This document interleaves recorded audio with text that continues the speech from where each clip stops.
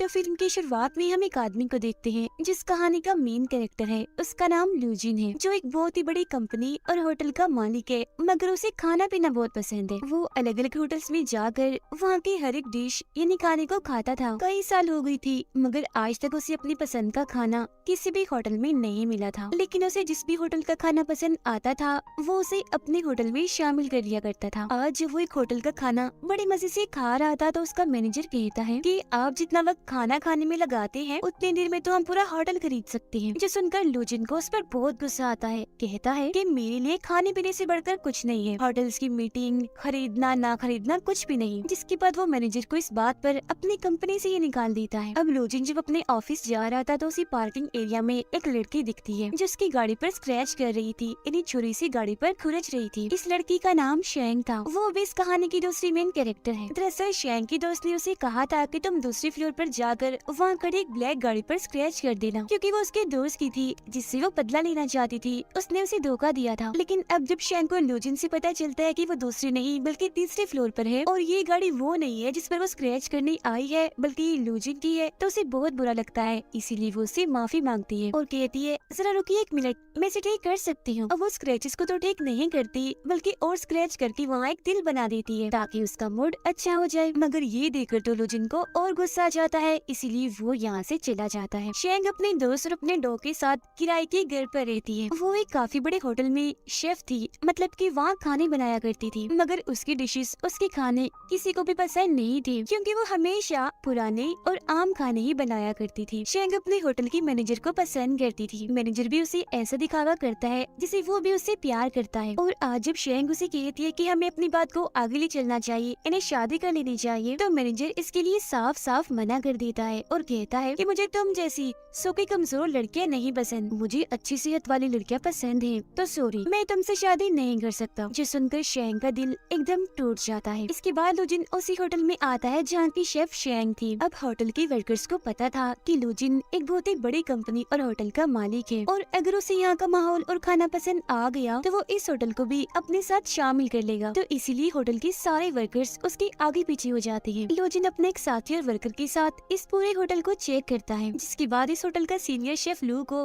अपने होटल की सबसे मशहूर डिश पेश करता है। मगर लू को वो डिश जरा भी पसंद नहीं आती, इसीलिए वो फौरन उसे उगल देता है। जिसके बाद तो शेफ एक के बाद एक डिश लाकर लू के सामने पेश करते हैं, मगर अभी भी उसे एक चीज पसंद नहीं आती। जिसके बाद मैनेजर शेंग के पास जाकर उसे कहता है कि क्या तुम कोई ऐसी चीज बना सकती हो जो लूजिन को पसंद आ सके। जो सुनकर सीनियर शेफ कहता है कि ये तो सलाद तक नहीं बना सकती, डिश क्या खाक बनाएगी। जिसके बाद तो शेंग वहाँ पड़ी खाने की हर एक चीज को सूंघने लगती है और एक नई डिश तैयार करने में लग जाती है। काफी सोच समझकर आखिरकार वो एक डिश बना ही देती है, मगर वो ये नहीं जानती थी कि जिसके लिए वो ये बना रही है वो और कोई नहीं बल्कि वो इंसान है जिसकी गाड़ी पर इसने स्क्रैचेस किए थे। और अब जैसे लो उस डिश को खाता है तो एकदम वो दंग रह जाता है। उसकी होश जैसे उड़ गई थी, क्योंकि उसे ये डिश बेहद ही पसंद आती है। और क्योंकि वो खुद भी काफी अच्छा शेफ था, इसीलिए खाने में उसे हर वो चीज महसूस हो जाती है जो शेंग ने उसमें डाली थी। वो बड़े मजे से उस डिश को खाकर खत्म ही कर देता है। उसे खाना इतना अच्छा लगा था कि वो उंगलियां ही चाटता रह जाता है। अब होटल के सारे वर्कर्स, यहाँ तक कि मैनेजर और सीनियर शेफ भी शेंग के डिश की तारीफ करते हैं और उसकी हौसला अफजाई करते हुए खूब तालियां बजाते हैं। अब लूजिन अपने साथी को कहता है कि मेरी सारी की सारी मीटिंग्स को कैंसिल कर दो, मुझे खाने के लिए अब किसी से नहीं मिलना, मैं अब यही रहूंगा और यहीं का खाना खाऊंगा। अब शेंग को दिखाया जाता है जो काफी दुखी नजर आ रही थी, क्योंकि आज मैनेजर से उसका रिश्ता खत्म हो गया था, जिस वजह से वो काफी शराब पी जाती है। वो होटल की छत पर भी जाकर खूब शराब पी लेती है। उसे इतना नशा हो गया था कि वो वहीं बालकनी में ही गिर जाती है। उसके गिरने की आवाज सुनकर लू वहाँ आता है और उससे पूछता है कि तुम इस वक्त यहाँ मेरी बालकनी में क्या कर रही हो, रुको जरा, मैं अभी पुलिस को बुलाता हूँ। मगर अब क्योंकि शेंग बहुत ही नशे में थी, इसीलिए वो लू का पैर पकड़ लेती है और उसे मैनेजर समझकर कहती है कि तुमने मुझसे शादी के लिए क्यों इनकार कर दिया, क्या मैं तुम्हें इतनी बदसूरत दिखती हूँ, क्या मैं जरा भी प्यारी नहीं हूँ। इतना कहते ही शेंग नशे की हालत में वहीं सो जाती है।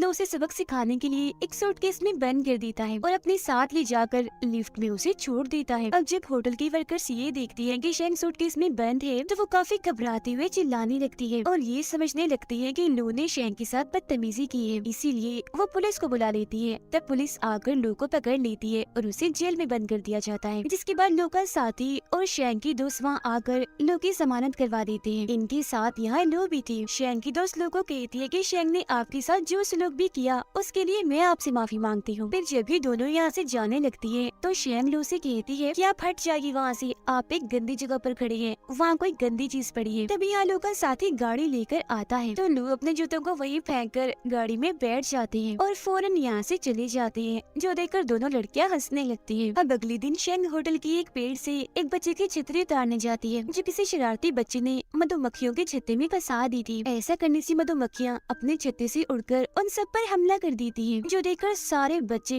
और शेंग वहाँ से भाग जाते हैं। मगर वो सारी मक्खियाँ लू को काट लेती हैं, क्योंकि ठीक इसी वक्त पर वो भी यहाँ से गुजर रहे थे। मक्खियों ने उन्हें काट कर उनका पूरा चेहरा ही सुझा दिया था, इसीलिए शेंग वहाँ आकर एक बार फिर से उनसे माफी मांगती है, जिस पर लू अपने साथी को कहता है कि इसे फौरन एक घड़ी बांध दो, क्योंकि जब जब ये मेरे आसपास होती है तो कोई ना कोई मुसीबत आ जाती है या ये खुद ही मेरे लिए खतरा बन जाती है, और अब अगर अगली बार ये मेरे करीब आएगी तो अलार्म बज जाएगा, जिससे मैं चौकन्ना हो जाऊंगा और इससे कहीं दूर चला जाऊंगा। लेकिन अभी भी लू ये नहीं जानता था कि वो जिसके खानों का दीवाना है वो और कोई नहीं बल्कि शेंग ही है। वो इसके लिए मनपसंद खाने बनाती है। यहाँ तक कि शेंग को भी ये बात पता नहीं थी कि उसके डिशेस का जो सबसे बड़ा दीवाना है वो और कोई नहीं बल्कि लू ही है। लू क्योंकि होटल में ही रह रहा था, इसीलिए वो थोड़ी थोड़ी देर के बाद कोई ना कोई डिश बनाने को कहता था, जिसे शेंग बना बना कर उसके लिए भेजती थी। वो एक के बाद एक नई डिश को बनाकर बड़े ही अच्छे तरीके से लू के पास भिजवा दिया करती थी, जिन्हें लू बड़े मजे से बड़े चाव से खाया करती थी। अब इसी रात शेंग के पास होटल का मैनेजर आकर उससे कहता है कि अब मुझे मोटी सेहतमंद लड़कियां पसंद नहीं है, बल्कि तुम जैसी स्मार्ट पसंद है, क्योंकि अब मैं भी जिम जाने लगा हूँ। इसीलिए तुम ऐसा करो, आज रात मेरे साथ मेरे घर चलो, जिसके बाद हम शादी कर लेंगे। उसकी बातें सुनकर शेंग को काफी गुस्सा आ गया था, इसीलिए वो उसे काफी बुरा भला कहकर गालियाँ भी देती है और वहाँ से भगा देती है। खुद भी फिर वो वहाँ से चली जाती है। फिर रात में जब वो अपने दोस्त के साथ घर पर थी तो उसे कहती है कि आजकल मैं होटल में बहुत मसरूफ रहने लगी हूँ, मुझे बहुत काम करना पड़ रहा है, क्योंकि मैं अपने होटल के नए मालिक के लिए अलग अलग डिशेस बनाती हूँ ताकि वो खुश हो जाए और मुझे अपने होटल का सीनियर शेफ बना दे। अगले दिन जब कुछ रिपोर्टर्स लोग का इंटरव्यू लेने आते हैं तो शेंग को पता चल जाता है कि अब तक वो जिसको परेशान करती आई है वो बहुत ही बड़ी कंपनी का मालिक है, और ये और कोई नहीं बल्कि वही है जिनके होटल को खरीदने वाला है, मतलब कि होटल का होने वाला मालिक, और यही मेरे खानों का दीवाना भी है। तो इसीलिए आज के खाने में वो लोग के लिए दिल खोल कर मिर्च मसाला डालती है, ताकि अब की बात वो उसके खाने को पसंद ना करे और ये उसे दूर चली जाए। मगर उसका ये प्लान काम नहीं करता, क्योंकि खाना खाते हुए लोग की आंखों से पानी तो आता है तेज मिर्ची की वजह से, मगर उसे खाने का जायका बहुत अच्छा लग रहा था, इसीलिए वो रुकने का नाम ही नहीं ले रहा था, लगातार बस खाता ही जा रहा था। सबसे आखिर में शेंग लू के लिए अपनी तरफ से एक केक बनाकर भेजती है, जिसमें उसने हर वो चीज डाली थी जो लोग को बेहद ही पसंद थी। तो जाहिर है ये केक भी उसे बहुत ही पसंद आता है। केक खाने के बाद तो वो इतना दीवाना हो जाता है कि उस शेफ से मिलने के लिए बेताब हो गया था, जो अब तक उसके लिए खाना बनाती आ रही है। मगर शेंग जब उनके सामने जाने से मना कर देती है तो लोग खुद किचन में आ जाते हैं उससे मिलने के लिए, मगर अभी शेंग उनके सामने नहीं आती बल्कि वहाँ से भाग जाती है, क्योंकि उसे डर था कि अगर उसने मुझे देख लिया तो वो मुझे काम से निकाल देगा। थोड़ी देर के बाद जब लोग वॉशरूम में थी तो वहाँ एक चम्मच आकर गिरता है, जिसे कोई वॉशरूम के अंदर से ही नीचे से हाथ डालकर दोबारा उठा लेता है, जो देखकर लू को लगता है कि जरूर यहाँ कोई चोर है, इसीलिए वो वॉशरूम के दरवाजे को लॉक करके वहीं छुप जाते हैं।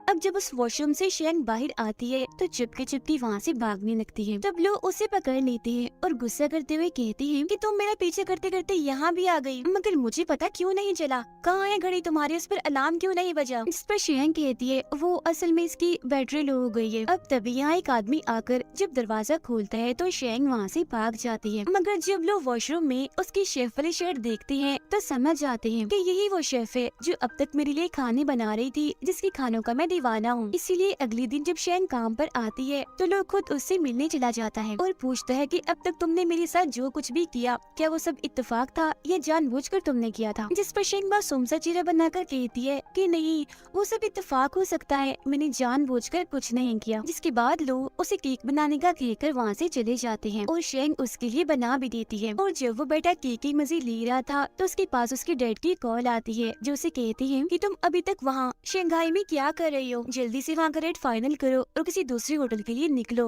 वहाँ पर मत बैठ जाओ। अपने डैड की ये बात सुनकर लू काफी उदास हो जाता है, क्योंकि उसे सिर्फ शेंग के हाथ का ही खाना खाने में बहुत मजा आ रहा था। अगले दिन जब वो कॉल करके शेंग को खाना बनाने के लिए कहता है तो उसे पता चलता है कि आज शेंग नहीं आई, वो तो छुट्टी पर है। इसीलिए वो खाने पीने का सारा सामान लेकर शेंग के घर पहुँच जाता है। वो जब बेल बजाता है तो शेंग ही बाहर आती है, जो उसे घर के अंदर ले जाती है। अंदर आकर वो ये देखकर काफी हैरान रह जाता है कि शेंग ने अपने घर का हाल बहुत ही बुरा बनाया हुआ है, क्योंकि घर का सारा सामान इधर उधर बिखरा पड़ा है। उसे वहाँ शेंग का डॉग भी दिखता है। वो फिर खुद ही सोफे पर रखे कपड़े हटाकर बैठ जाता है। वो टेबल पर बहुत सारी किताबें रख लेता है ताकि खाना वो बड़े आराम से खा सके। लो ने आज शेंग को लॉबस्टर यानी समुद्री झींगा लाकर दिया था पकाने के लिए, जिसके बाद शेंग अपने पूरे दिल से डिश को तैयार करके लो को देती है। और जैसे उसके साथ खाना खाने के लिए बैठती है तो लो कहता है, ओ सॉरी, वो दरअसल खाना मैं अकेला खाता हूँ, मुझे किसी के साथ बैठकर खाना खाने की आदत नहीं है, तो तुम ऐसा करो कहीं और जाकर खा लो। जो सुनकर शेंग को अजीब तो लगता है,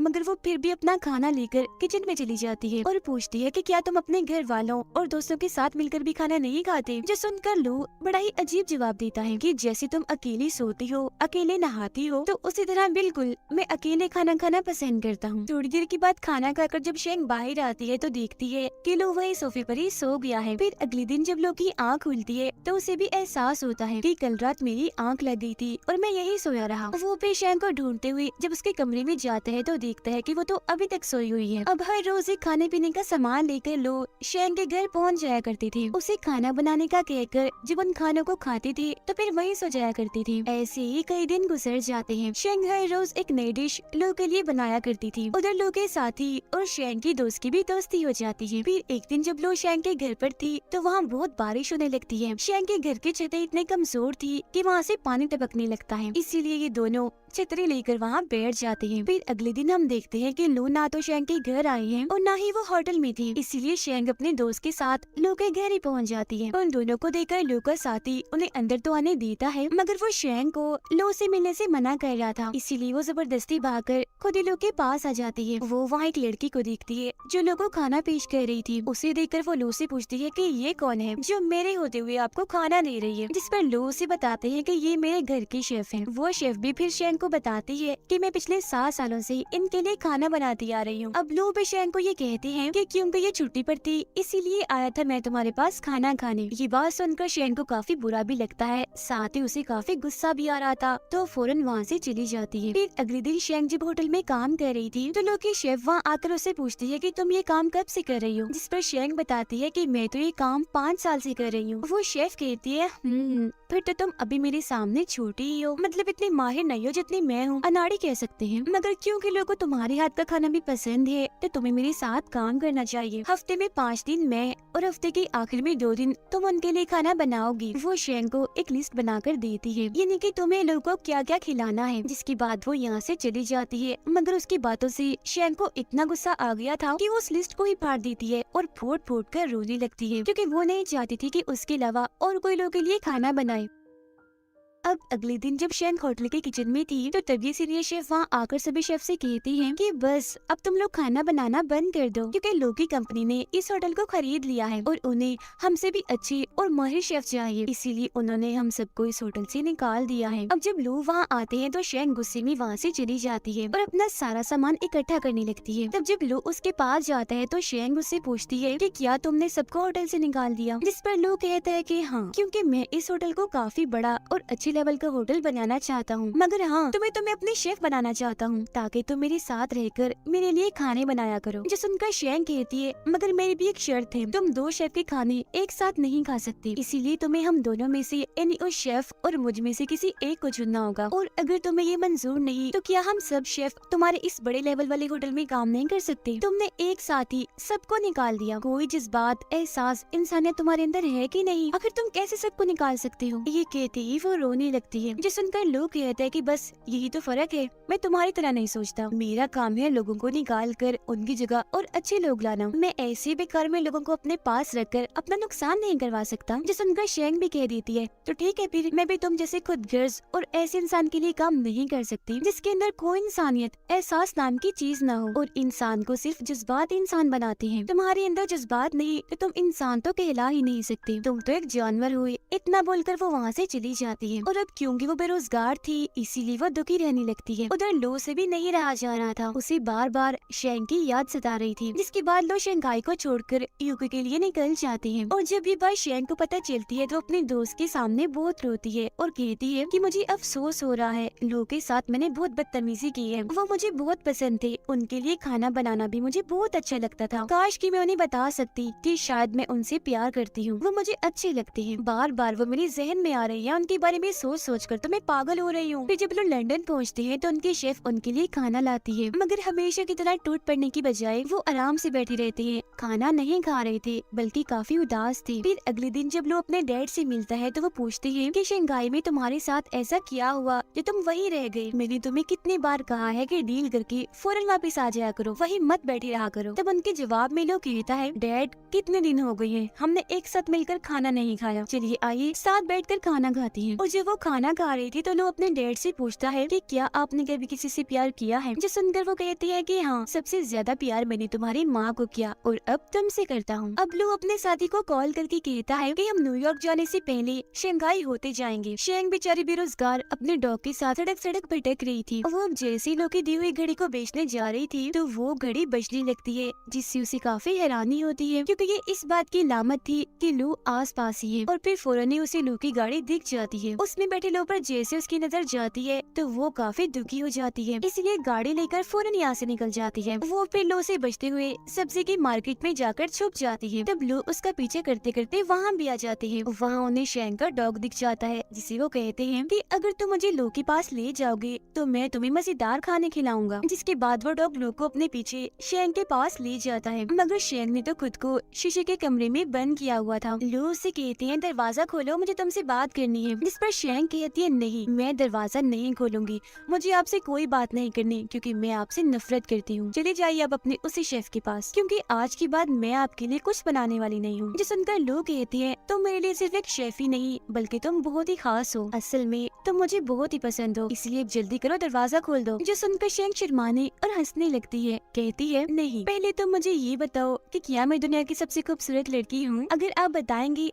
तभी दरवाजा खोलूंगी मैं। इस पर लो भी कह देते हैं कि हाँ हाँ तुम दुनिया की सबसे खूबसूरत लड़की हो। ये सुनकर शेंग को इतनी खुशी होती है कि वो झट से दरवाजा खोल देती है। अब लो उसे यहाँ से लेकर चले जाते हैं। वो उसे एक घर में लाई थी, जिसके बाद वो दोनों बालकनी में जाकर बैठ जाती हैं, क्योंकि ये लो की पसंदीदा जगह थी। दोनों यहाँ से डूबते हुए सूरज को देख रहे थे, क्योंकि ये नजारा देखना दोनों को ही काफी पसंद था। दोनों यहाँ बहुत खुश थे और अब यहाँ आकर वो अपने अपने प्यार का इजहार कर देते हैं, साथ ही एक दूसरे को लेकर जो उनके जज्बात हैं वो भी बता देते हैं। वो फैसला करते हैं कि क्योंकि हम प्यार करते हैं तो जल्द हम शादी कर लेंगे और हंसी खुशी एक साथ रहेंगे। जिसके बाद ये शानदार कहानी इधर ही खत्म हो जाती है।